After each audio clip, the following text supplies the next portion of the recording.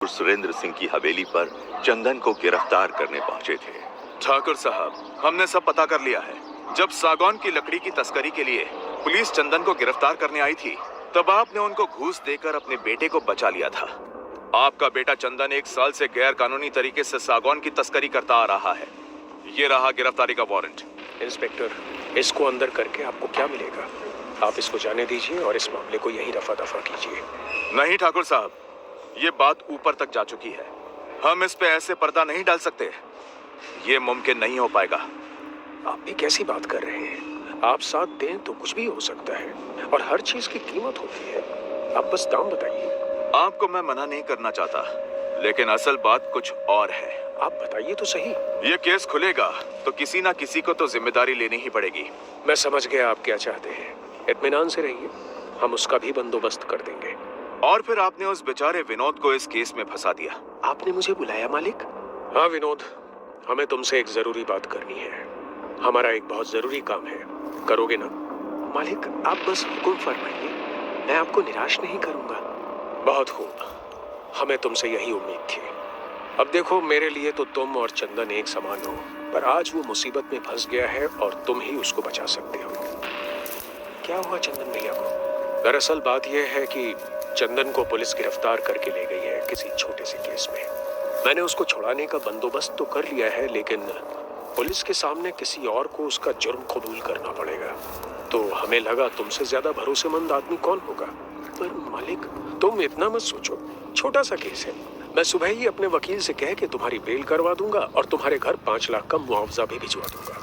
भेंट के तौर पे रख लेना, तुम्हारा भला भी हो जाएगा और हमारे खानदान की इज्जत भी बची रहेगी। विनोद ठहरा सीधा साधा इंसान। गरीबी के चलते वो लालच में पड़ गया और आपकी बात मानने पे मजबूर हो गया।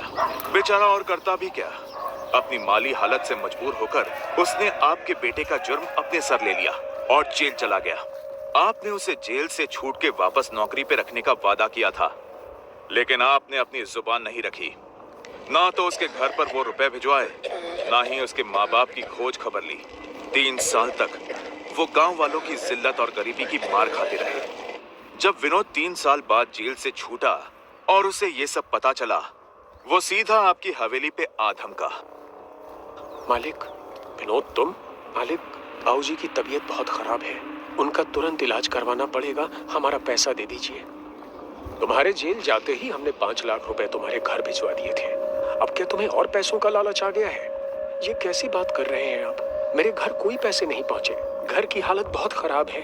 आप अभी के अभी मेरे मुआवजे की पूरी रकम दे दीजिए। तेरी ये हिम्मत! हमसे धोखाधड़ी करने की कोशिश करता है? निकल जा यहाँ से, इससे पहले कि मेरा हाथ उठ जाए। धोखा तो तुमने मुझे दिया है। पहले मुझे झूठे केस में फंसाया और मेरी बेल नहीं कराई। मेरे घर वालों को कितनी जिल्लत झेलनी पड़ी तुम्हारे बेटे की वजह से, और अब मेरा पैसा छीन रहे हो। एक बात कान खोल कर सुन लो, मैं चाहूं तो अभी बड़े साहब को जाकर सब सच बता सकता हूं। गांव भर में तुम्हारी बची खुची इज्जत भी चली जाएगी और तुम्हारा ये नालायक बेटा भी जेल चला जाएगा। सीधी तरह से मुझे मेरा पैसा और नौकरी वापस कर दो, वरना अच्छा नहीं होगा। विनोद की धमकी से आप डर गए।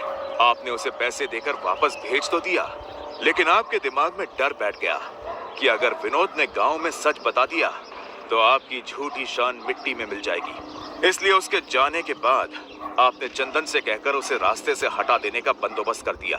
उसी रात चंदन और आपके नौकर कल्लू ने मिलकर विनोद को जान से मार डाला।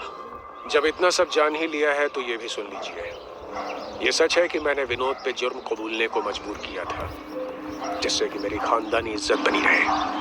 अब क्या करें, जब औलाद ही ऐसी निकले तो आदमी और क्या कर सकता है।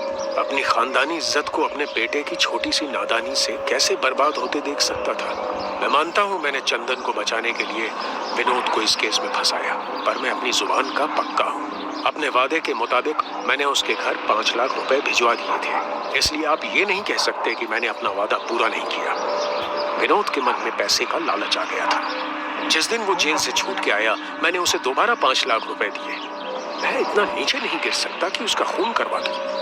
आपका ये इल्जाम सरासर गलत है। विनोद वो पैसे लेकर गायब हो गया।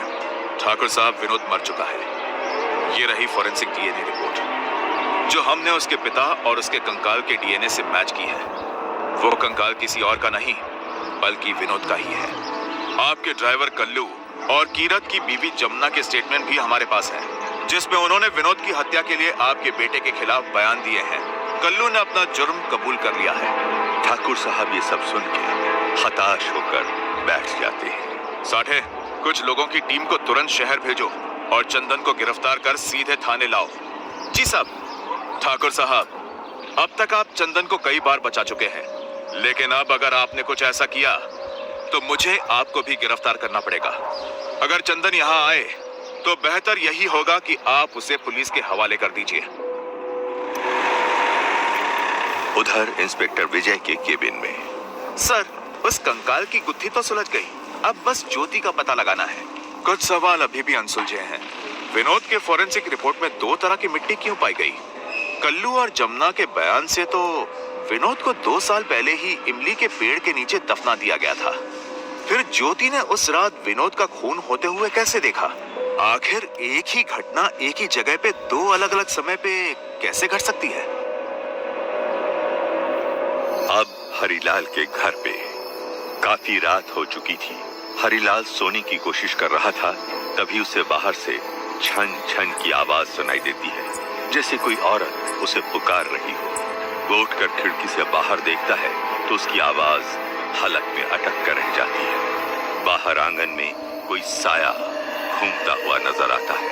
ये तो वही औरत ज्योति है। लेकिन इस बार वो पहले जैसी नहीं लग रही थी। हरिलाल की सांस जैसे उखड़ जाती है। सर्द मौसम में भी पूरा बदन पसीने से तरबतर हो जाता है। ज्योति बाहें फैलाए उसके आंगन में खड़ी होती है। वो हरिलाल को इशारे से अपने पास बुलाती है।